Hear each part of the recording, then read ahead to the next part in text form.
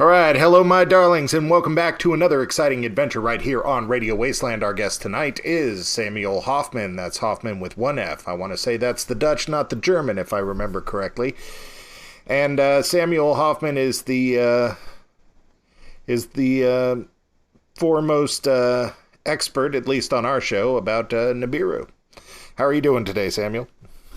I am doing well, and it's beautiful and 61 degrees in Montana this afternoon, and the birds are out chirping, and the rest of the country is experiencing the rather unusual Colorado through Kansas through Alabama storms and drawn out tornadoes, and then it hits the East Coast tomorrow, and it's going to be really nasty with these longer storms. So we're better off than those guys over there. And you were saying that we're at the start of a 180-day cycle again. Right. And, March, middle of March, the March Madness, here we go again. The planet Atu and her moon are coming in for a crossing pass again, and they're matching all the cyclic behavior that we've seen over the last, 8 or so years since the patterns have gone from right to left. Prior to that, they were in a spiral pattern, but then they were much smaller and easier to track. But now they're so massive over the top of us, and in the close passes, the asteroids and the major ones and the debris fields underneath each of the individual planets is also coming in for these close passes. Now they're starting to illuminate in all of the sightings all over the place. And they're also dragging up some really nasty electrical storms, and as you can see, quite a few tornadoes and eddies and mass weather and changes and all sorts of cyclonic behavior around the planet. It's some really cool stuff, and it's a cross-planet facial crossing, and it really seriously does affect our weather. And if people around the area of effect of these storms, now a lot of these storms are coming in, and everyone who lives under the region is completely engulfed in clouds, so it's really hard for them to get the sightings. But if you look in that direction, if you know that there is an occurrence of this storm-type procedure that's going on, and you get sightings, you'll notice that there's this big, huge, massive core cloud, and it's green, and it's pretty much crossing over the top of most of these extreme weather patterns around the world.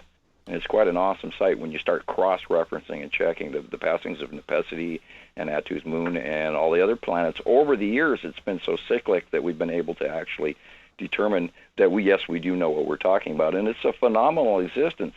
And it's completely documented around the world time after time, and we're getting some great stuff in from Budapest and Petty's out there, and we're getting some great stuff from England and Planet X Hunter and Andy, and we're getting some great stuff from the East Coast and the Midwest and around the world, and Scotland, Ireland, all over, Malaysia, you name it. And all of this information is matching, and so we're directly on top of the information, and we are not wrong because we've been doing this. We're going on our 12th year now.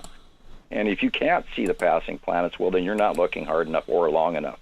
And you can see them in the morning, you can see them in the midday, and you can see them in the evening, and they're all around us. Now, we have not been in this planetary pattern since the onset of the crossing event, because Nibiru means the planet of crossing. We are now in the middle of them, and underneath them, they're starting to pass us like a year or two ago, where they went briefly past us and then back into their little arched oval of the daily view. And now they're actually physically going around us and past us, where we're getting nighttime views again. And then the electrical storms that are coming directly off the object cluster groups, which are the larger asteroid belts, which are electrically attached to these planets. Now, they go by daily. We see them on a constant basis. They do not fall into Earth. There is particles and stuff and junk and smaller debris that is falling off them, which is why we've got such an increased amount of meteor and asteroid activity. And don't listen to everything they're pumping out that NASA and those guys say, because it's a lot of distractions and half-truths and misnomers. And we've been producing enough information that it's absolutely documented.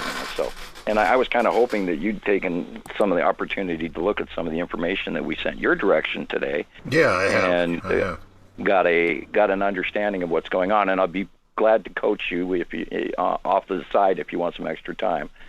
Then I sent you a really nice link to Nibiru Followers Anonymous from YouTube, so it's on your private message.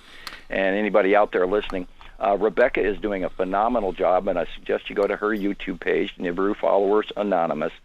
She's got countless videos of some really grand work at collecting all the stuff that we at Montana Skywatchers have collected, and she's really gotten a handle on it. And then she started up her own page, and she's been very wonderful at it, and I can never thank her enough. And I did get caught up in one of her videos I was watching earlier today, and it was talking about wisps of clouds actually being debris that was coming through our atmosphere, and I found it pretty interesting. Well, we've been. It depends on which direction you look on the sun in these sightings. Now, on the left-hand side of the sun is where the gas giants are, and currently, and the Uri is just massive, filling up literally the entire left-hand side of the sky. And then Attu is a smaller gas giant with her white moon, and then you've got the object cluster groups and lead asteroid and the blue asteroid and the red asteroid and the green asteroid. And we've been documenting those for over 8 years. And now they have become so large and so regular that we even know where they are pretty much most of the time. And they figure into the monthly drawings now, and because of the sightings being numerous enough that we are allowed to discuss them as proven fact and topic and everything, because that's what we try to do, is stick with empirical science. And only when we have actual sightings do they become fully topic. We don't discuss a bunch of crazy stuff that somebody thought they saw, whatever. But the Skull asteroid is also being sighted right now, and it is real. It's a NASA release, but NASA lied about its location and its orbit track. So you have to discount the fact that what they're telling you is where, and take into account the fact they're admitting it because they're trying to get credit for stuff and more funding, of course, but they're not going to tell us the whole truth. Mm-hmm. Yeah, here I'm looking at, as we're talking about this, you had mentioned that the planets were on the left-hand side of the sun, and I'm looking at a photo that you shared with me that, the exposure's been rocked just a little bit to define stuff, and it's got what appears to be a large blue mass covering part of the sun, and then a white dot that is, I'm assuming, a moon. The asteroids are crossing in front of the sun again. Yeah, some belt there. Yeah. From last week, yeah, and it's they're angled, and it's really funny how the sky behaves, because it's literally like we watch almost like a scroll, like a piano roll scroll, and yet they're going in opposite directions toward the center, toward each other, toward the sun. They're rolling in toward the sun, and you've got the planetary movements on the one side, and you've got the planetary movements on the right-hand side, and they're both sort of spiraling in toward us. And it is so weird, because we're in the middle of them rotating as we rotate around to one direction. They're rotating around to the other direction, and they're so close and so huge now. They're intense sky fillers. Yeah, this might be a good time to possibly address this. In dealing with these fringe topics, for lack of a better word, let's call them fringe topics that you and I both dig into. We get a lot of people that are on both sides of political persuasion, and while they may be at odds with one another, we get a lot of these people. But it seems that both sides have had just about enough of media sensationalism. A prime example is hurricanes. Don't get me wrong; they hurt a lot of people, help people in the hurricane, but the news will report on a hurricane that's coming in, and it's a Category 4. And it'll be all over the place. But then it'll get downsized to a Category 1, but they'll still keep it all over the place and still talk about it in the same way with this sensationalism. So with all this discussion of weather, I think we should probably outright answer people that, is this 180-day cycle, are these things moving through our atmosphere? Other than preparing for possibly bad weather, is there much to fear there? The storm, the first time I saw it go by was probably about 2018, and it went over the top of Montana at an angle from the southwest to the northeast, and it came over the top of us, and we had extremely weird southerly winds that we don't normally. They happen, but not this way. And there was a lightning storm that I have never seen. Did you ever see the movie Red Sonja? Oh, yeah, more than once. And the effects of the talisman. Yeah, okay. Yeah, I know exactly what you're talking about. This is what this storm looks like when it comes in. And this is the object cluster group and partially parts of the smaller object cluster group, which when Uri comes in, then it really magnifies it. Then it's just unbelievable. And we're going to see a close Uri pass here really soon. So this summer, we are going to see lightning storms we've never seen in our lives. There's going to be severe winds, and there's going to be repeated extreme very massively large bolts of lightning, and you're going to hear thunder echoes that you've never heard in your life because they're coming literally from space. And it's going to echo, and it's going to discharge, and the planets do not collide. They repel each other. When they get too close, then they shove each other away electrically because they carry a different static charge. I believe it's actually opposite. So it's not unlike the crack of thunder. Oh, it's going to be, we're going to, and I mean, the scientific thing causing the sound is not unlike the crack of thunder. Oh, it's unbelievable. You remember last year's Ohio storm where all of the crops got flattened? Oh, yeah, I do. Okay, we're going to see more of those events, but they're going to be worse this year. Remember the storm over San Francisco Bay that lit up 3/4 of your state on fire? So I'm guessing that people need to just be prepared and worried about weather, but they don't need to be shooting each other in the streets or anything. I'm not going to scream doom and gloom, but I'm going to say if you're not ready now, you should get ready now, just in case now drags on for a little bit longer. But I'm still shopping and still piling up I'm going to start looking for old-fashioned tools and that sort of thing, and add to the pile a little bit here because, at any point in time, depending on your area, we're going to see extremes that we've never seen. Oh, and I guess with all this talk of electricity, a electromagnetic pulse is not out of the question. Yeah, well, we could have a planetary discharge that would probably do a limited area like that. Yeah. There's all kinds of possible, and there's also the ion bleeding off. When we have a larger planet closer to a smaller planet, the larger planet will actually rob some of the ions out of the body. They'll just pull it away. And that, I think, is why people are feeling very uncomfortable and having mass headaches and chest palpitations and heart attacks and nausea and body aches. And I think there's so much more electricity going through us than normal in some of these close event passes. And lunacy, and now Attu's moon is, of course, going to come across us again. So we're going to go through the lunacy effect times 3 again, which is, irritabilities, discomfort. People with bipolar disorder will think a little less clear than they normal. Heck, normal people are going to think less clear than they normal. We could almost even call it like a Tower of Babel syndrome, where people are going to be confused. Great. So it's like the werewolf full moon times 1,000.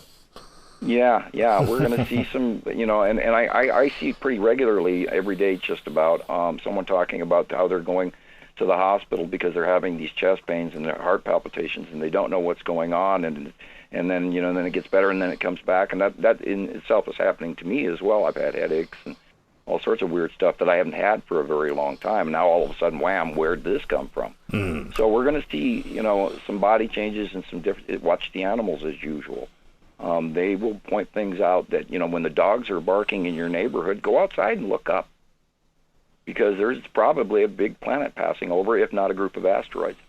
And they are massively visible. This week is some of the largest lead asteroid of the object cluster group pictures that we've ever seen. So we're in new territory. We're not in Kansas anymore. We are now in the middle of these guys, and they're circling and spiraling us past us and over our heads and beyond us and being illuminated at night.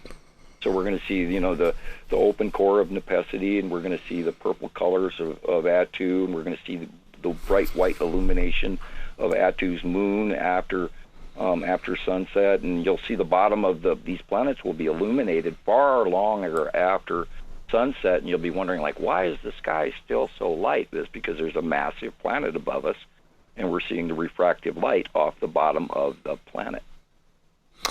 Okay, so Samuel, I don't know if you know this, but I think I've told you this. You are, when it comes to us uploading our program to YouTube, you are by and large our most successful videos on YouTube. They are at the top of our list. I hate to interrupt you, but did I win the free Sasquatch? As soon as somebody catches one, we're bringing it in. But you know what all these videos... Anyway, I apologize. No, it's fine. What all these videos does is it brings in more comments than the other ones. So Andrea was nice enough to collect a few comments here, and I was hoping to have you address them. None of them are... Sure. Mean or aggressive or anything, but I can take those on too. Right, yeah, but it's not good radio. Okay, so friend, and if you don't mind, I'm going to ask you and get your feedback. Some are comments, some are questions. Absolutely, go right ahead. Friendly Advice asked or stated, the man that discovered Nibiru named it Herculobus. Yeah, Herculobus. Nobody can even say that. Herculobus, yeah. Herculobus, okay. Nibiru is one of its moons. His name was Carlos F. Munoz, the same man that they changed how the naming of new objects in space was given. Look into him, smiley winky face. So how old and when was this man living in? I have no idea. I was just wondering if you'd heard of this guy or if that is this guy pulling this from something else. The names come from the Sitchin translations. Mm-hmm. The names come from many other texts as well. And when usually I'm handed human information, I have a tendency to sort of kind of chuckle and go, okay, well, that's your version of it. Right. And when did you and then you check the origin date. And if you go back to the clay tablets from Sitchin, that predates just about everybody, and so a lot of the information that we are unfortunately being handed left and right all over the internet is miscued, legendary, changed, manipulated, lost track of, and in most cases human opinion. Mm-hmm. And that is almost an impossible question to answer, excuse me. But the names and the connections of our information mostly comes from off-world that I recognized and compared, and it has, over these 12 years, turned out to be exactly correct. We have not found any flaws in the information that we have. Yeah, and the human information that we have from this is literally right on the cusp of recorded history, so it's probably few and far between. Now, if this information came out in the 70s, I would be inclined to give it a level of credibility. Now, if it came out in the 80s and 90s, I would be a little more skeptical. Oh, yeah. Yeah, I don't blame you there. That applies to a whole lot of topics. This is true because we, unfortunately, and I'm amazed by the availability of information on the internet, but we've also got to take into account a media literacy about where did this information come from. Is the source credible? Has it been skewed through IA religion or B legend or C, skepticism, hype, whatever, back and forth. And then of course you've got your pros and cons for each of these. Because I just recently went to YouTube looking for Texas Cube information. I typed in Texas Cube and I saw more disinfo and people debunking it rather than the information that we know that we've already published. So I was a little miffed at that. So plus through the 80s and 90s, advertising, be it for good or bad purposes, through the 80s or 90s, that's when it really became a science, where before it was an art form. Through the 80s and 90s, people are learned to manipulate our emotions a lot better with their advertising and so on and so forth. So I got another question for you. James Madison. He says the sky is milky white because of chemtrails. Not much of a question, but I will put that out to you. Is there a confusion between chemtrails and this? Are chemtrails even a thing? Is there a confusion there? Yeah, it gets mixed because especially with the fact that if you're looking for chemtrails, that's what you're going to see, and you're not going to be looking beyond that. And you're going to go, oh, okay, this is what happened, and then they spread out. Chemtrails only spread out so far, and usually when they are chemming, it's right because they're trying to hide something that's just about to happen right in front of your face. So they're going to try and add a cross pattern or something so that the eye doesn't grasp onto the actual shape of the object. Now, there is a lot of space clouds going on up there that you've got to learn about. Take the time. It's Understanding the Skies Edition 1, Samuel Hofmann. It's on YouTube. Go watch that. You'll start to see there are definite atmosphere behavior patterns to each of the passing planets, which has helped us also locate and identify and watch them over the years. And we've learned all of this information. I mean, there's volumes and volumes and volumes of stuff that we've learned just by watching them. Yes. Now, and then also you have to take into account where do these people live. If they're sitting at sea level, then they're probably getting the crap chemmed out of them because you're living in a more populated area. And yes, they spend more time coming over the top of populated zones. They don't just go straight across the country. They usually just spray over the regions of the major metropolis areas, so the majority of people cannot see it. Now, the empty cities, the little small towns, they don't get chemmed over very often. And, this is where we get a lot of our reports from the little guys all over the world. And they're not staring and we don't even basically discuss chemtrails anymore on my site at Montana Skywatchers 1 or 2. We just say, look, this is a topic we don't want to, we moved on beyond it. And if you can't tell the difference between chemtrails and the ions split-tailed Isatum or the drag-off cloud between Attu and Uri, then you need to do a little more time in research. And you have to be discerning and not be, blocked by the chemtrails and start thinking beyond that. And remember, these are sky fillers, and they do drag on space clouds between each other.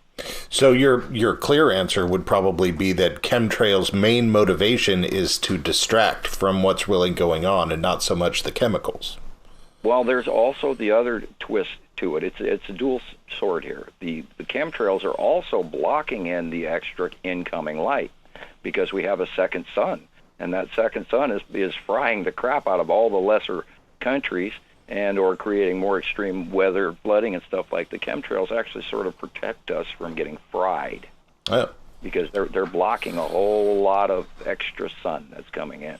And all you got to do is look at the meters. The UV index is 73% above normal. And how do you explain that? Well, you can't say it's ozone because our ozone layer is actually getting better in a lot of ways.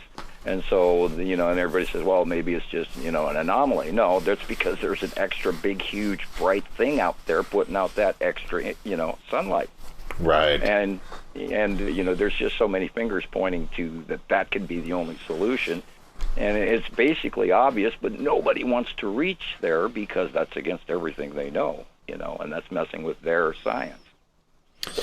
Okay, this next one is mostly just a compliment to you and a motivation. Julia XOXO. Sam, you cannot spoon feed. You don't get paid, so F them. Let them do their own research. The lazy ones are imbeciles that want everything for free. Love you lots. 2 exclamation points. Thank you. I've learned over the last 12 years, and like in April, we're coming up on our 12th year. And I have learned to get a little thicker skin, and because, and I regularly tell myself, I'm crazy. This is nuts. This can't possibly be happening. And then I turn my computer on, and there's, another 150 pictures proving that it's real. So every day I'm bending one way and bending the other and going, and this is why I try to make sure that I prove it. I'm not trying to throw in hype, supposition, or guessing. And if I don't know, then I say so. But if we have an example from the last 5 years going back, and then this is where I collect all of these photos from everywhere, and we have match after match after match. And then anyone who's followed me knows that my drawings are so accurate that it's almost spooky. Hmm. So, and to make short, concise answer, hopefully. Right. People out there, you probably remember, but people out there may not remember how we actually got to know one another. I had done another show on Nibiru, and your impressively loyal following basically reached out to us and told us that we were full of it and that we needed to talk to you. And so that's how I reached out and talked to you. So you do have an impressively loyal following. That is for sure. That was show number 13 for you. Oh, I wonder if there's a message in there somewhere. Well, yeah, but I keep reposting that all the time because you want to get your shows up and want to get your views up, and well, it's working. I keep reposting your YouTube stuff and your Facebook site every once in a while to people, and I'm trying to pass on the aid you've already given me. So because it's like restaurant workers taking care of restaurant workers. We got to stick together. Yep, got to keep the knowledge and the fun rolling. Okay. And I was actually watching some of your other shows the other day, and that's when I noticed that the Sasquatch one was out, had more views than me, and I was going, oh, wait a minute, somebody's going to win. Somebody's going to win my free Sasquatch. I don't want that. Well, we've done two. You got to add them all up. We've done 2 Sasquatch shows in the 3 years that we've been doing this, and we've done a whole lot more of this. All right, great. Well, this is just outrageous that this is happening and nobody has seen it. And not only that, we got to discuss the Texas Cube and the Long Box Cube and all the triangle crap that everybody's seeing every day for the last month and a half. I've had nonstop sightings. Okay. Well, let's finish up these two. That's right. Go ahead. I just have two more. This one is very much off topic, so I'm guessing that you're going to say I don't know. But the Road said, "Does blood type play a role as to who has those awakened happenings? I swear I've known things weren't as they appeared since birth." Oddly, I'm going to tell you yes. I know about this. Oh. Yes, that's an absolute. There is a plan, and I was also told this by the Pleiadian. And this was face-to-face conversation for those of you who don't know me. This guy's 7 foot tall, got a really weirdly shaped back of his head, all this, wearing white robes, little gray guys running all over the place. Abduction scenario, anyway, face-to-face. There is a long-involved plan that the binary solar system overlords, the demigods, our designers, our overbosses, have been suggested by their bosses, the people of higher other races around them, that we should be allowed to evolve up into the Federation and becoming normal humans, being parts because we're interesting to the Pleiadians and other groups, blah, blah, blah. So yes, there is a blood type plan that has been introduced long ago that is now, after many generations to us, or 1 or 2 to them, it's a short time to them, many generations to us, is in plan. And this is why some of these people see these things, and some of these people absolutely will not. What do we know what the blood type is? Yes. It has to do with the RH, and it has to do with whether or not you're linked to blood type O. I see. Okay. And everybody can go out and research that and figure out, and that has to do with the indigo populace and the rocket scientists and where IQs come from and special other gifts and all sorts of other really cool things. All right, and then here's the last one from Sherry Harbeck, H-R-A-B-E-C. I wonder, too, if the Clorbrin could give us a timeline on how long the planets could be around, between the surviving Egyptians and the Celtic monks who wrote on same thing years and years later, second half of the Clorbrin. Okay, that was a whole lot of... Clorbrin Bible. Okay, that's a whole lot of words I don't know. What's the Clorbrin? Oh, God. Geez. It is a text of The Secret. It is a series of truths wrapped in legend and mysticism. I see. So it's own type of Bible. It talks about the other planets, and it talks about some of their behaviors and some of the processes, and it wraps it in of the time's descriptive lore that would suit those people of their temperament of that time. It's like a group of coded, you could almost say Nostradamus quatrains. I see. They're telling you facts, but they're twisting it in metaphors and other things. But the Clorbrin Bible is also part of the messenger scenario of the Hierophant, the secret wisdoms of the Ashkenazi Jews, all the way through the Templar Knight secrets. Oh, wow. I'm going to have to look into that one. Okay, well, that's the end of our questions, and you had said at one point that we need to talk about the Texas Cube and the pyramid or triangular-shaped craft. Let's talk about the Texas Cube. This is something that we've talked about before, and, you know, I think with cube and it being intelligence made, we automatically assume that it's a craft, but you would think that it would have left. So is this some kind of installment, and what new are we seeing with that? Well, this thing is so big, and I have visually, in April 2019, I sat and watched it for about 2 hours, along with hundreds of huge Star Destroyers beside it that looked like grains of sand next to this darn craft. It's so big you wouldn't believe. We've been watching it since deep space all the way back in 2009 off of Google Space, and then Google Space went into blackout into 2010, literally all the way to, I can't even remember, like 2012. After that, I stopped even looking. But we got some captures of it, and then we thought it was an anomaly, and then we started, and then all of a sudden in 2015 it popped up out through a wormhole over the top of Texas. And we talked about that in other shows, it being a collider, meaning the seventh marker and all of that, a location marker for it to arrive from. And this is an extragalactic ship from one of the factions of the Federation, and pretty much the charging bosses.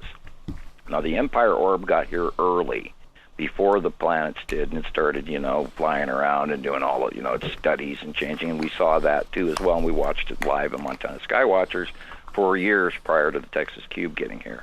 But the Cube has got all the multitude fleet craft that were either parked inside or flew along with it or came through the wormhole afterwards or whatever. We don't have full documentation of that.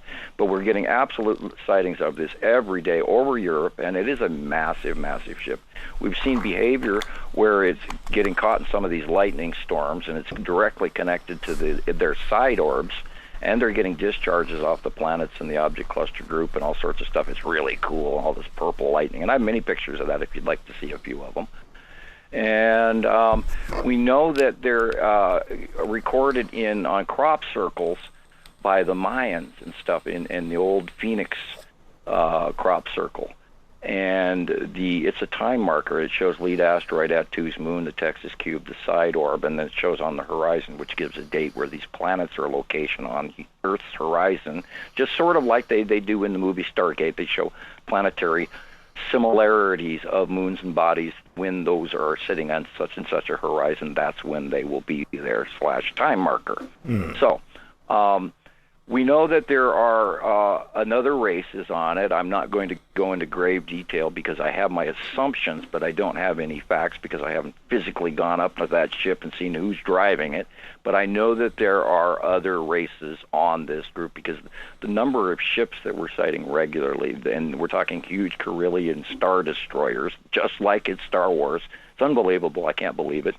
We got Star Trek and Star Wars crossing here in the middle of our reality, and that's what makes a lot of people not really want to believe this. But it's so heavily documented, for God now, roughly 5-6 years on the Texas Cube, 8 years on the Empire Orb, and the smaller craft we've been documenting for nonstop, and we're not even paying any attention to the discs or the orbs or the saucers, none of that stuff, because we don't. If they're not a clear picture, if it's not an absolute sighting, and it's this blob, then it doesn't count as a sighting. We don't take guesses. We take proof, period. And we've had so much, and I mean, today I got 10, 15 different shots from around the world of the Texas Cube on the left-hand side of the sun, and the long box cube is on the right-hand side of the sun, and those two have been really close to each other, and I think been interchanging, ships, supplies, God only knows, because they've been extremely close proximity in a lot of sightings, and Petty over in I believe is in Budapest, is getting some of the best shots. In Europe and Budapest, they're getting just absolute great sightings. And then, of course, there's a whole bunch in the United States and in New Zealand and Australia and England and all over. So Yeah. We can't deny it anymore, that they are definitely real. And I'm amazed. I'm totally, absolutely. Even Mr. BBB333 got sightings of the Texas Cube, and I cannot believe they have not gone viral yet.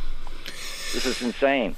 You know, you made a point there about it being Star Wars, Star Trek in our skies, and I don't want to misrepresent myself. You know, I am a skeptic. Hell, I'm skeptical as to if I even exist or not. I mean, I'm all the way like, maybe. But I do like to remind people when they jump to that conclusion that Arthur C. Clarke helped design the communications satellite that NASA used for decades, and he also wrote 2001. He invented in his writing the zero gravity toilet. I mean, these sci-fi writers, true science fiction, not sci-fi fantasy, but true science fiction, these people are actually looking down a possible chain of events. So I wouldn't discard it so quickly when people make science fiction comparisons to reality. Oh, and then there's so much proof of it over the years, and there are. I mean, if you look into rock and roll artists who are writing these songs, they're writing stuff that absolutely fits in so many metaphysical ways and you know, other ways and scientific ways and all this other stuff. It is truly amazing what a piece of work is, man, you know, and all of that. There really is. And then we can also take into account far-seeing, because this is a good portion of what I do. And, you know, I view what I see in my head, and I can't say to you, hey, this is my intelligence or my logic. I have some of this stuff comes from God only knows where, and I've been running with it for so long that I use it as a normal tool. But to others, they go, how do you do this? And, well, to me, it's, you know, I see it. This is what I see. Would that be synonymous to remote viewing or some of those other things? Right. Okay, go ahead. And this is, of course, what I was this is the main reason I was recruited by the government back in 1978 through 80. And they wanted me to be part of what's now, it's called Far-Seeing Group, and you can look that up. It's now declassified, so I can talk about it. But I was under the 30-year non-disclosure agreement. I couldn't even discuss it, period, until 2010, which is when I started doing all of this stuff openly. Mm-hmm. It's so blatantly, powerfully true that I'm sure on a number of levels this information is trying to work its way out of our ears even. Oh, yeah. Well, I mean, we do it with much... I mean, people do it with spouses having affairs, with kids having drug problems. I mean, programming stuff out of our brains that we don't like is not uncommon. Well, I say people need to, learn to trust themselves and careful who you listen to. And there is so much disinfo out there.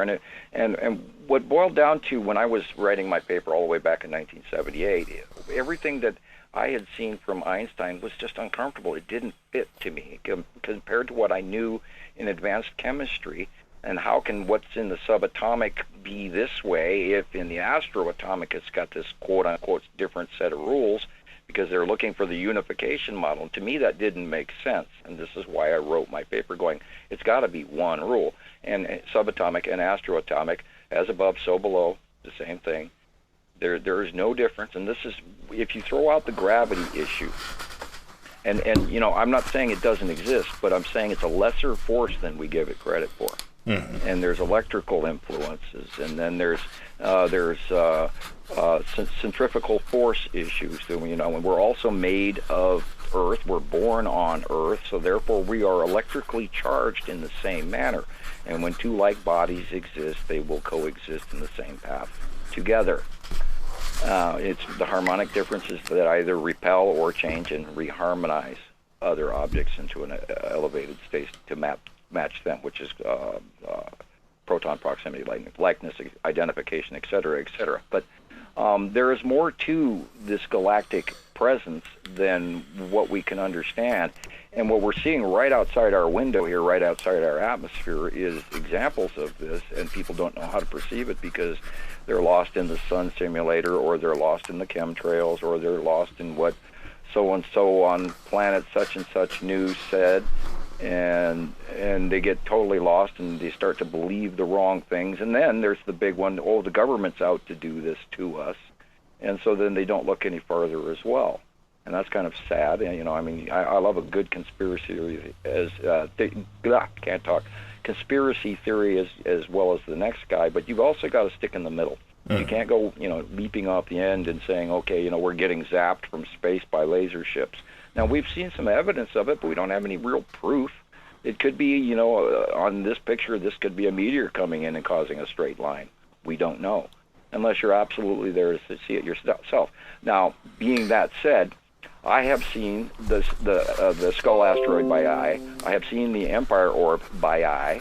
I have seen the Texas Cube by eye. And the only one I have not seen personally by eye is the Long Box Cube. I've seen it wrapped in clouds, but I've never seen it well enough to say, well, that's exactly the picture that I saw that I have.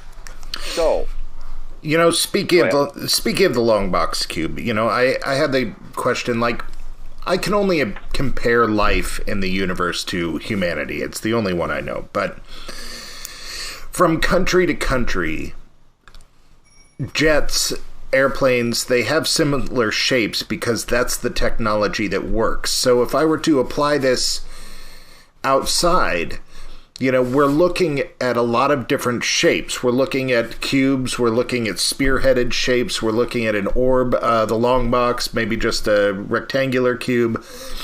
Does this lead us to believe that each of those are possibly different civilizations, or that those are just variations of technology that we just don't understand? Both. The cubes are, I believe, huge landing ships, like parking garages from hell in the sky with all kinds of support craft, and because we've seen evidence of it. Not to make another sci-fi comparison, but kind of like the pyramids in Stargate, the traveling base, so to say. Right. And, all the stuff could park inside, and then, they close the garage doors, and through the hole they go and off to, because travel through space to them is quite easy. All they have to do is have, we talked about the 7 markers, and they have to have enough energy, and that's usually where they'll get it from a discharge or something. They generally run off battery power as a whole, solar and all sorts of low amp tech. But when they go to space, they need a lot of juice to do it. And so they get themselves caught in storms and, extricate it using the orbs and all sorts of other stuff. But their technology is unbelievable. And, they use carbon fibers stacked properly, so their steel is probably quite thin and excruciatingly strong in comparison to ours and all of this. And all of that tech is available. And their tech is staggering. It's so much more than we can imagine. And a lot of it has to do with electric polarity in ways that we don't even comprehend yet. And yet, now they're just starting to talk about the free energy that Tesla found. And yes, it does exist in Earth because there's 235 volts of free power coming from Earth in cyclic hums. And if you tune your device to receive that, that's the trick, is to get a tuning device to receive the harmonic electricity and make use of it. In talking about technology with the ships and stuff, this might be a little bit ridiculous of a question. It's my own personal question. I don't know how well you follow sort of the dredges of the news, but there's a senator or representative, actually, named Marjorie Taylor Greene that had some comments about a Jewish space laser, and I think we're all convinced that there's no such thing as a Jewish space laser, but is it possible that her confusion stems from some of this technology? There has been some evidence, and we've seen a handful, not a box full, but a handful of pictures coming in where they believed that these were space lasers and they were starting fires. That might be localized USA.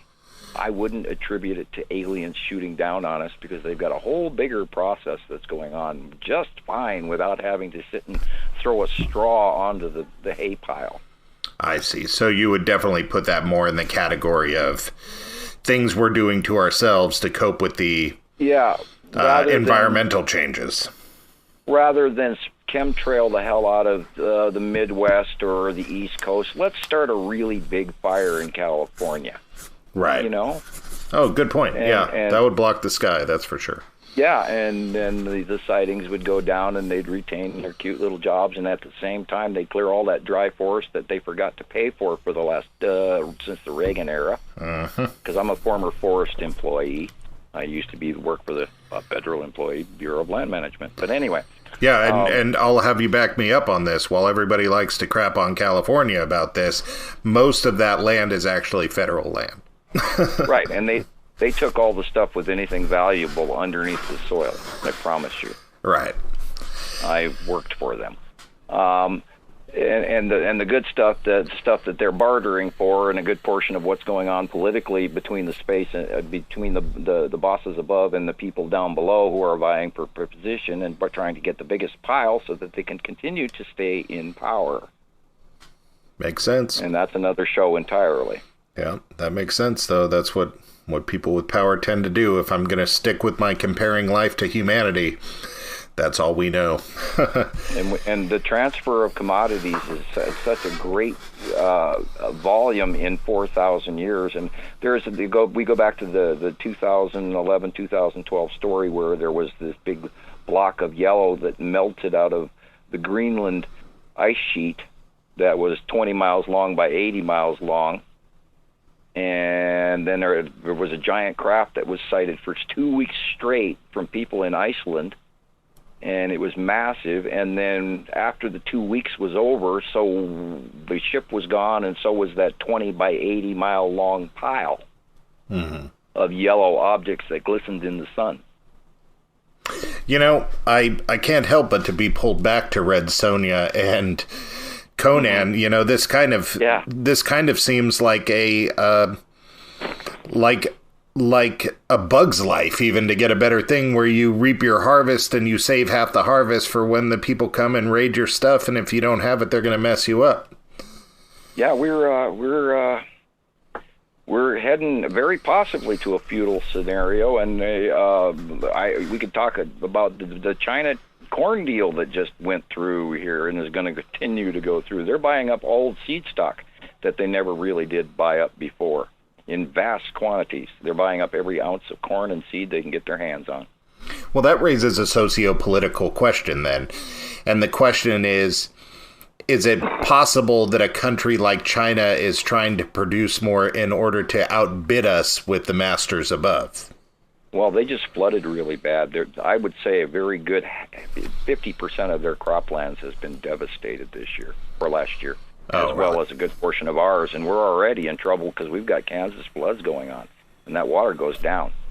It doesn't go anywhere, and we're getting more.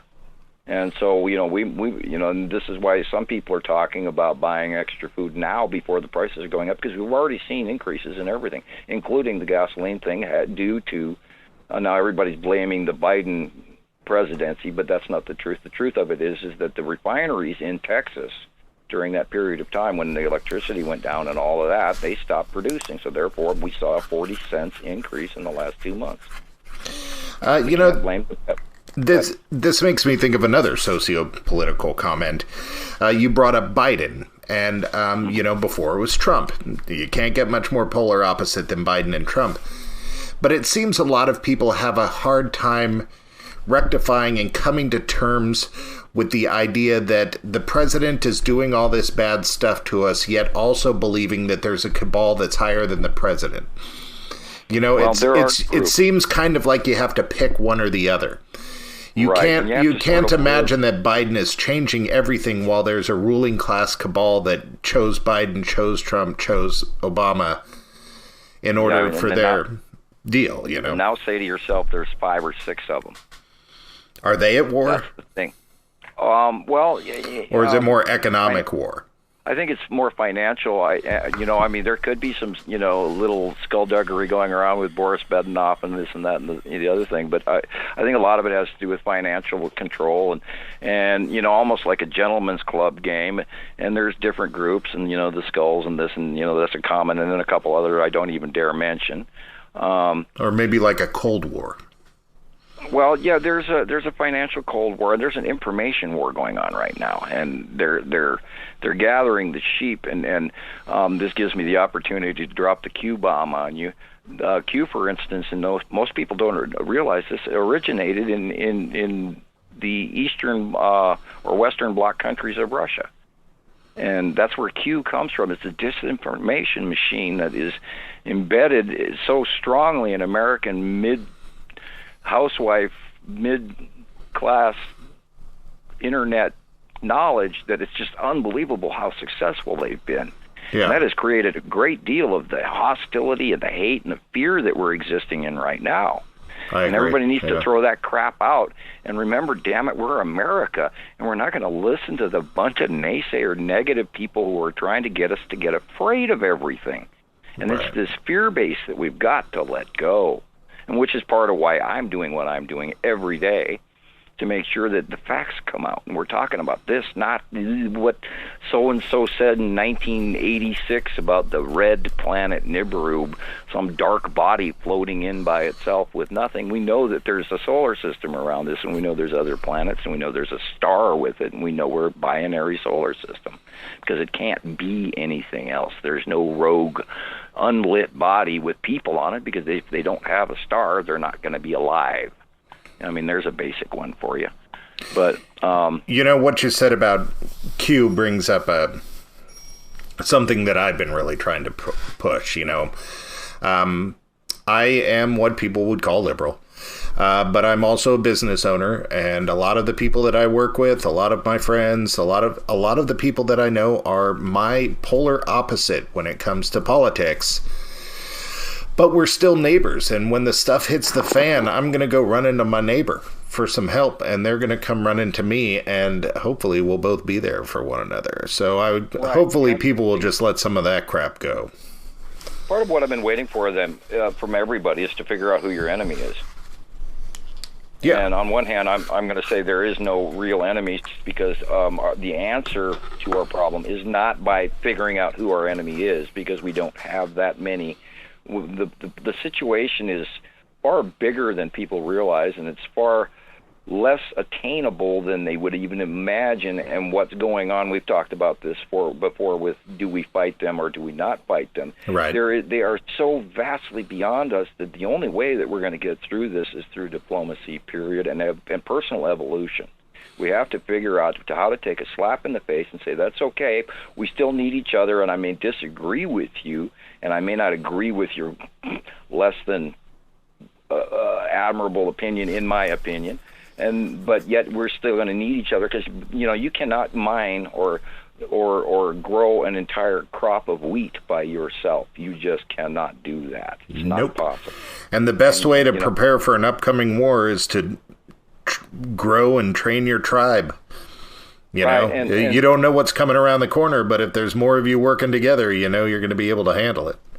Right, and we need a level of awareness that this is existing, and if the shit hits the fan, and all of a sudden people are going, well, what caused this? Then can you imagine the amount of rumors and crazy things we're about to hear from people who are absolutely uninformed? Right. And that's what's kind of spooky. And if they have a knowledge that, the object cluster groups during this 180-day cycle are very close, and they're going to cause these excruciatingly weird, fast, windy electrical storms that are just going to be beyond your imagination, including ripping your house into shreds, well, you might pre-plan and actually put, a bug-out bag down in a basement, or be ready, or just be a little more leery. And if you hear the dogs barking, well, then, pay more attention. Yeah, not to drop another hot topic keyword, but I think the way that we dealt with COVID was a prime example. Here comes a disease. People are all, oh, what do we do about it? And then, doctors didn't know, so they tried to put out what information that they did know, with the idea that we're going to be learning more along the way and this is going to change. Yet so many people just lost it, and there was just mad misinformation everywhere. And when we all come to terms with, if what you're saying is true, when we all come to terms with that, I think we can expect a total collapse of society if we don't get our business together. Well, I've said this probably, 25, 30 times on different shows. And go to your house, if you want a camping vacation, here, guys, walk over to your electrical box and turn it off for 2 days. Yeah, great idea. You will get the largest wake-up call you've ever seen in your entire life, including don't believe that your water source is always available. No. Spend a couple of days figuring out how much water it takes to flush your toilet personally for every individual in your house. and you're going to have an extreme wake-up call, and you're going to go, holy cow. I had this wake-up call. I got a little story for you. We went up to my friend's cabin, and we were all staying in this cabin. And, we did what people do when they stay at a cabin with a bunch of their friends, is we got totally hammered. And the next morning, we wake up, and a snowstorm has come in so bad that it has busted the pipes. We still have electricity, but we no longer have running water. And it's snow. We're surrounded in snow, and you would think, oh, no big deal. Yes, it was a big deal. We had to boil all the water that we got because, there's possible bear fecal matter in the stream. I had to bring in cans upon cans of snow and melt them down so that they could be poured into the top of the toilet in order to be able to flush it. It was like nonstop work for 2 days just from losing water in the snow. Right. Yeah. Right. It makes you think about having your own, storage containers where you can store your own water. Plus, we were hammered, and it sucked. In emergencies, fill up your bathtub, and then you can use that water. Mm-hmm. And it takes literally 2 gallons to flush your toilet on a modern, older toilet. And you go to the newer ones, and it's up to a gallon. Right. But, and talk about, you have so much more time on your hands when you don't have electricity. It's amazing. Oh, yeah. You sit there, oh, crap, what am I going to do? And then you start thinking about cooking. And then, oh my God, what's going bad in my refrigerator, and do I dare open the freezer and all of that, And if you don't have your coolers and your ice and everything, and your root cellar, and if you really want to, go look at how they used to build old ice houses. Mm-hmm. I even know I've studied all of that crap, and straw is fantastic for ice. Well, I guarantee you, when society collapses, then I'm coming to your house. Yeah, well, that's kind of like what a lot of people have said, and I was kind of told that might happen up here in Montana. You're going to be the old lady in the stand. All of us are going to be traveling across the country. I'm already the old man in the cave. We're all going to be traveling across the country, hiding from evil and looking for Sam's house. Hey, did you hear the rumor? What's that? I'm a fat guy in Texas. I apologize for saying fat guy in Texas, but there was a rumor for a while I'm some fat guy in Texas, and I'm not really me. And there's all kinds of rumors, and I still chuckle about it. But anyway, go ahead. Well, to be fair, there's more than one fat guy in Texas, so you're allowed to say it. Okay. No offense, fat guys in Texas. Yeah. So I don't know how long it's been since we had you on last, but I'm going to throw out 6 months for the hell of it and ask you, what has changed in our knowledge of Nibiru, the planetary systems, the socioeconomics? What has changed in the last 6 months? Well, Saturn is being highly more visible, and of course Nibiru is coming in on the right-hand side of the planet, filling up 3/4 of the sky, where it was before it was filling up, like a third. And now it's directly going over the top of us, and we're seeing the really, really volatile atmosphere of Saturn, and that is the winged planet that everybody thought was Nibiru, that somehow legend got all twisted out of correctness, and it's red. And the asteroids are the important thing that we're coming into, because last fall we had some really drastic close passes that caused, those crop failure wipeouts in Ohio, and we've got it on radar. And we've also got pictures from sky cams and all sorts of stuff to corroborate. There's that word, corroborate. Anyway, I'm going to say it, I can't. Corroborate? Yeah, there we go. Had to anyway. And so what's changed is the proximity of the planets. We've gone, and I'm going to try to describe this. Before last year when we talked, we were on, if you look out in space, and Uri is standing there, and Nibiru is way off in the distance a little bit to the right still, we were on one side of Uri, and Attu was over the top of us, and Attu's moon was over the top of us, and we were having extremities from that the last time we talked. Now, since then, we have gone underneath Uri and Attu in a circular towards the left, while those are coming in and heading over to above us and to our shoulder to our right. And now we're getting closer proximities of Uri, so we're going to see nothing but Uri. And before you know it, we're going to start to see the base cloud of Saru, who is behind Uri, and she is also vastly large like Nibiru, and she has a really thick brightly illuminated open base core. And so we're going to see even more cool stuff. And then, of course, the illuminating object cluster group of the beginning of the 180-day cycle, they're going to be illuminating more. We're going to see more visual effects and rainbow effects in the sky, and rainbow colors, which is the refraction of the debris and the gases as the sunlight shines through the debris fields of Uri and Attu. And they're going to come in as a group, and we'll be able to see them at sunrise here early this spring.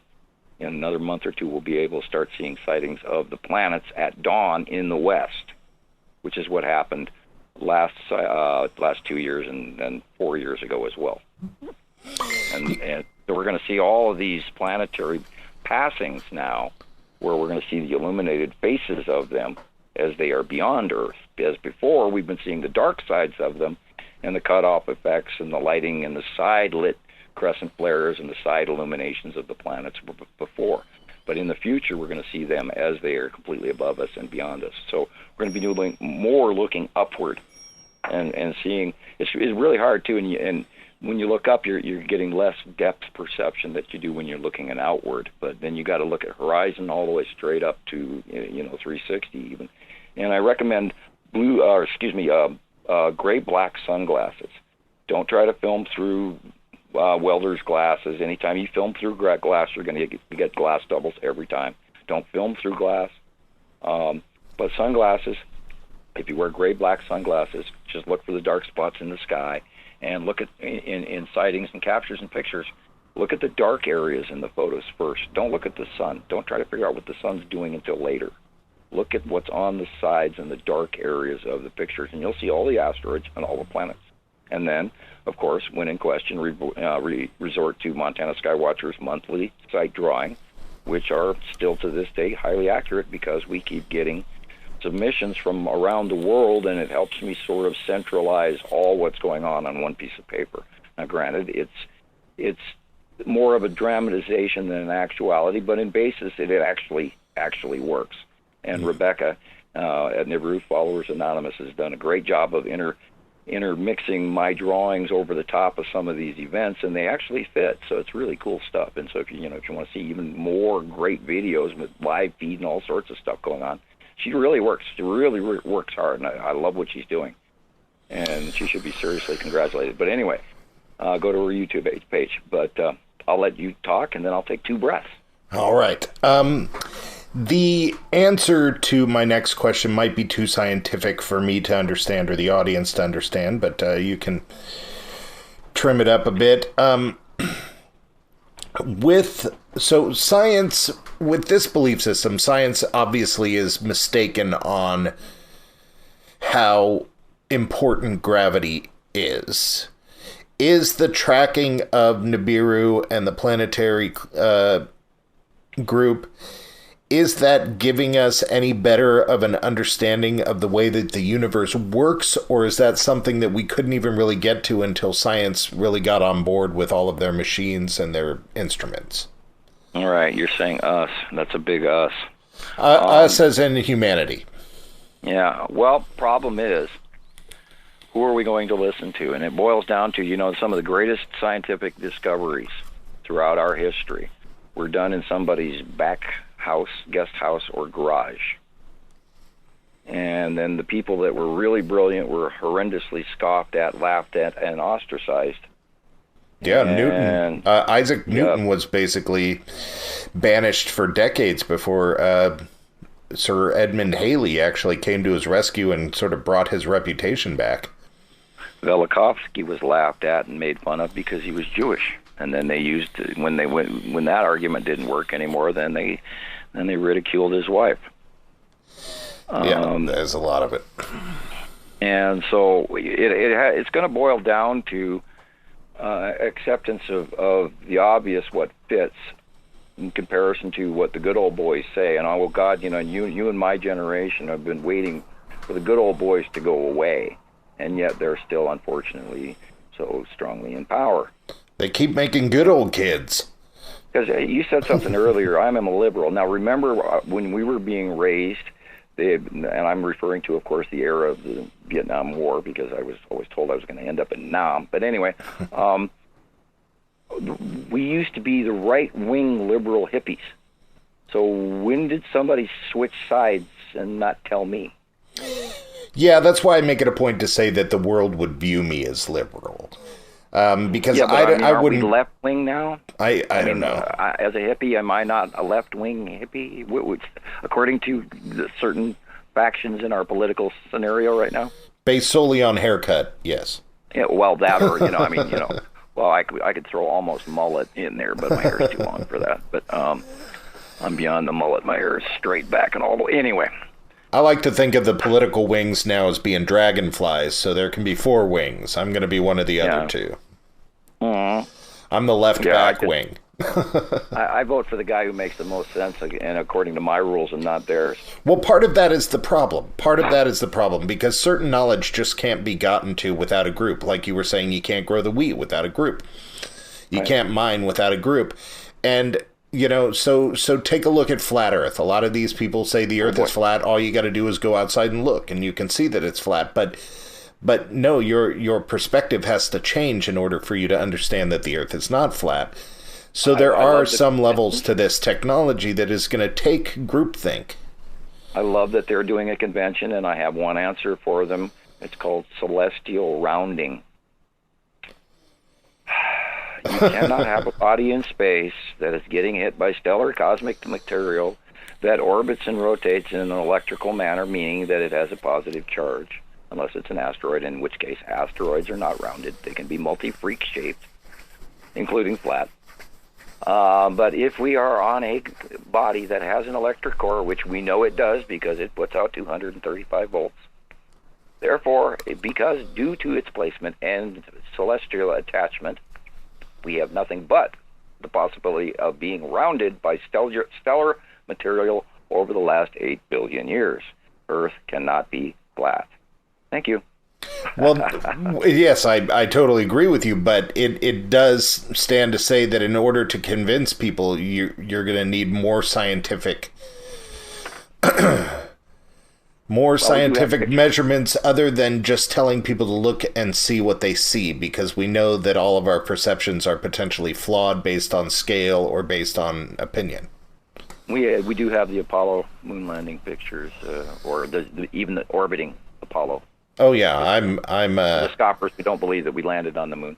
Oh yeah, I can't. Anyway, I can't do no flat Earth personally. I just but we it's do too have ridiculous. multiple orbital space pictures of Earth showing us as a pinpoint in light, and then even the Viking space ranger and all of that have shown pictures of us being this tiny little Earth. And so now, and then people will reach for the firmament, which means that we're a flat Earth on a bigger, rounder planet, and we're boxed in on this, celestial walled-in city or something like this of the size of Earth. And I've heard that one, and I just chuckle and I go, no, I'm sorry.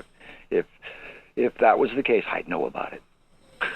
Yeah, and I have to say personally, I was so moved as a kid and through my adulthood by Carl Sagan's Pale Blue Dot speech that you just can't take that away from me. It's part of my inner core of my being. And that's proven.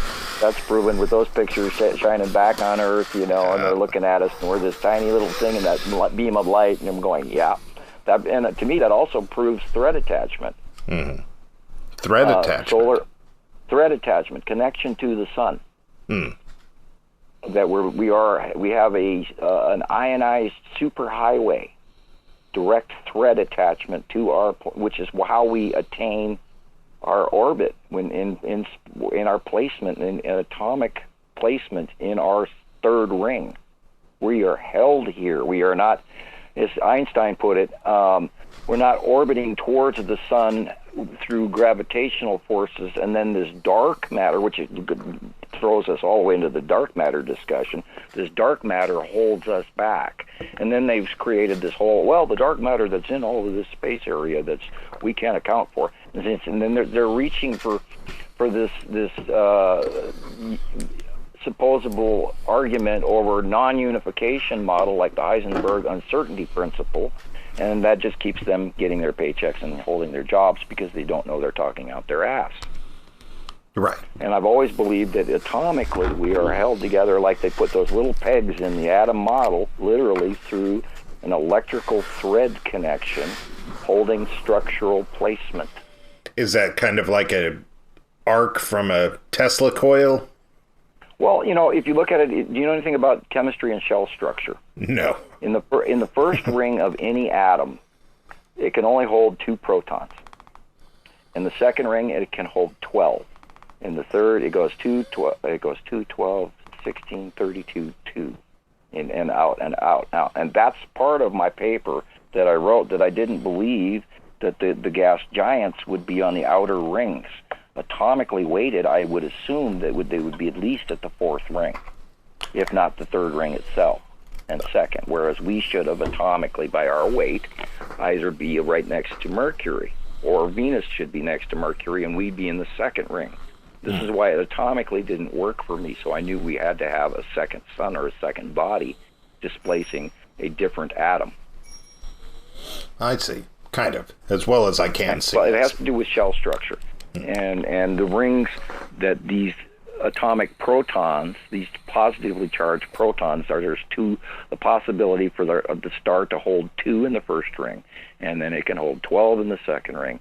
And so then I was cross-referencing the atomic weight value that might actually make up or take up the amount of the 12. And why Earth was standing there by itself didn't make any sense to me. And it should have more, but it doesn't. And yet we've got the other outer rings. If you were to atomically look at this as a chemistry structure, it didn't make sense. So we had to have more, which is another star, another atom, and then you count the 8 planets on those and the 8 planets on ours, and it makes up a compound in the soft metals group, which is exactly what our core is. So it fits. Yeah, it's mind-blowing. I don't think I track it very well because I don't have a huge understanding of these things. And that's why I never believed in Einstein. That's why I wrote my paper saying that we've got to have a binary solar system, because in order for the layout of our planetary structure with this aberration out there that's going on near Neptune and Pluto, and we wonder why there's this weird jog in the orbit that doesn't account for anything. Well, in order to pull on something, you've got to have a string. And that string has got to be something other than us. So, and that's where was the basis of me sitting down to write down the paper. Here's something that's always sort of confused me with this. And I don't know if it's because I'm sort of merging multiple people's thoughts on Nibiru or if I'm just not grasping it. But they say Nibiru's in a 3,600-year orbit loosely. But we're binary, so that means that the other sun is in a 3,600-year binary orbit with our sun. Connected to something else. Yet it's all been here for 3 years. Does that mean that it's just going very slow and that there are large chunks of our history where there's nothing there? Oh, it's been in proximity with us for since 2009, 2010, 2011, when it came up underneath us in the group. And what happened is our 2 stars are attached to a larger body.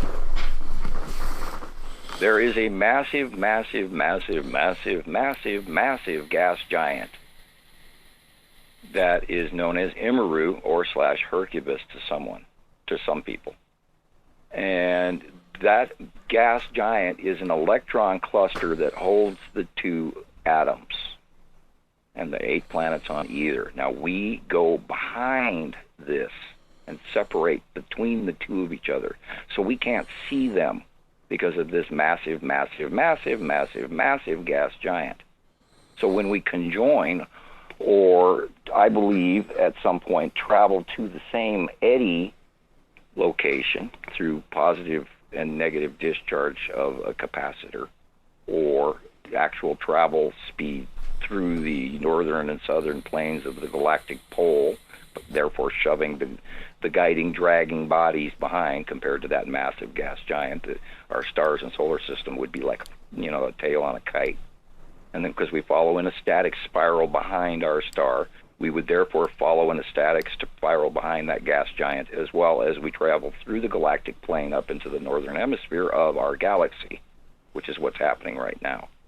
So are we both in an orbit around the massive gas giant? It's just their orbit takes 3,600 years, so maybe they pass over us more often? No, I think what it is the static charge between the two bodies. Now, I've always viewed that their solars, we don't mix. Our planets don't get yanked out by one of the larger bodies of the Immaru or Nibiru system, because their pole value is like maybe negative on the North Pole and positive on the South Pole, where ours is positive on the North Pole and negative. You follow me?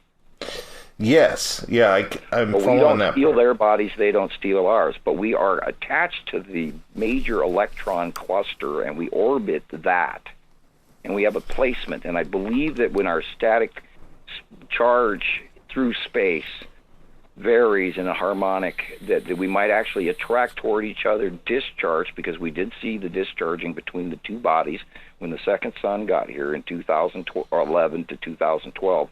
There was massive backblow CMEs, and you can look that up. That occurred when the joining of the two stars. Now, they have not separated as far as we know yet. We're still waiting for... We've seen some evidence of some things that could have been closely called, but most of that is just the asteroids going in front of the star. So it's not so much the idea that used to be with Nibiru, where the planet was sort of flung out in a elliptical that just went way out there and then came back in and passed around us and went way out there. It's no longer that level of distances. They're actually closer, passing around a larger object. That I believe that we may go behind that NASA has yet to see or understand or release information to the lower people. Gotcha. I would love to see a 3D model of this. Do you have any followers that do 3D models? I need that. Yeah, we've tried to put out quite a few. The hard problem about it is trying to draw a 3D model on a flat piece of 2D paper. Right. That's the problem, And I've had other people that I wish I wish I'd get some philanthropist that wants to field a team here, so we could put a computer group together and cross all this information and actually document it better for everyone. But unfortunately, we're still working out of my garage, so to speak. Orville and Wilbur writes shack here, and so until that changes, this is what I'm stuck with. We need to get you planets on a stick and a green screen so that we can create it. I know, and I have yet to be able to find halfway decent styrofoam balls of the right size. Yeah. I've been looking. I know, and my problem is then uploading it. Nothing has uploaded for so long off of Montana's caveman fiber optic cable, and I wish to God they'd spend some of the money I keep sending them every month on some new damn cables. Yeah. Because I'm paying for high speed, and I got caveman. It's outrageous. I can't upload a video that I make. Yeah, at the risk of offending the audience and using my French, the infrastructure on just about everything in this country is shit. Yeah, corporations have been taking all the money and then not reinstalling new stuff in any way, and then they sell the company to somebody else and hand them a problem, all because that was written in that they could. And I don't think you should be able to sell a failing company. I think you should have to take it in the shorts and fix shit before you leave. Yeah, look at the fires in California, obviously caused by failing infrastructure. Look at the Texas electrical system. They've been robbing the system. They were told years ago to upgrade for cold weather, and they didn't. Mm-hmm. And now they're going, it's broken, we better go bankrupt. Yeah, that's where my daughter was. They were out of power in negative degrees for, not negative, but close to it for 3 days. If you have natural gas, look into a Generac. I think... $2,000. Yeah, she's staying with her friend's family, and I think they're thoroughly prepared. So I don't think it was quite as hard for her as some other people, that's for sure. I just wish I'd find somebody that wants to hand me $1.5 million, and then I'd start doing shit right, and say, okay, when the crap hits the fan, you guys come up here, I'm ready. But nobody's done that yet, so... Well, as a warning to the audience, if they give me $1.5 million, I will tell them thank you and probably never speak to anybody again. So I'm just going to retire. I don't get away with this. I get visits from people off planet, whether I like it or not. So if I had a halfway decent place to hang out, it might be a better thing. Totally. You got to entertain. I've actually had visits. Go ahead. Oh, I was saying you got to entertain. Well, I don't like it when they come to visit without pre-announcing themselves. My last visit was rather brutal and icky and bloody. Yep. And I wasn't as pleasurable or welcoming host as I could have been, but they weren't really necessarily a welcome guest in the manner that they arrived. Anyway, we'll have that discussion someday, and you'll love it. But anyway. Well, sounds good, but unfortunately all good things have to come to an end, and that's where we're at. To the audience, you've been listening to Samuel Hofmann here on Radio Wasteland. Samuel, I assume that the best case for them to find out more about you and find your stuff is your YouTube channel. Search up Samuel Hofmann or Montana Skywatchers, or your Facebook group, right? Right. I have not been able to access my YouTube channel and update anything for quite a few years, but there is some really good older information on there. And yes, go to Montana Skywatcher 2, and we have so many people wanting in that we're kind of not adding too many new ones, but I think you can still view the content. But then there is a whole bunch about me on YouTube per se.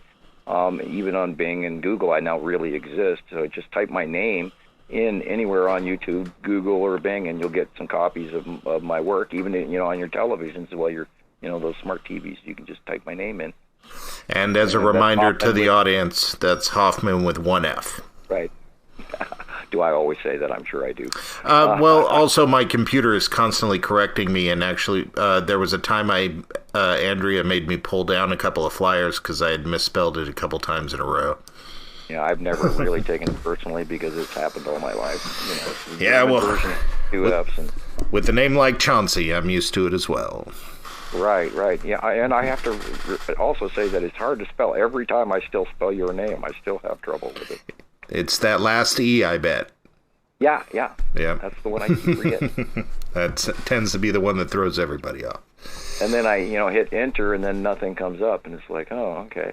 And hopefully you got bombarded by, and I know we're trying to end the show here, but I hope that you got bombarded by people wanting a new show. And oh, we did. We did, absolutely. Do as many as you'd like, because, if you got nothing to do, call me, and we can just BS, and you can record it. I'm sure everybody will love every second of it. Sounds good. I'm on board. Thanks again for being on. Trying to call me, and they can't get through, so. Yep. Anyway. Well, thank you for being on. It's always fun, and it was fun this time, too. Well, thank you for listening, and I really, really appreciate what you're doing for me, and us, and them, and us guys, and those guys, and et cetera, et cetera. Yes, awesome.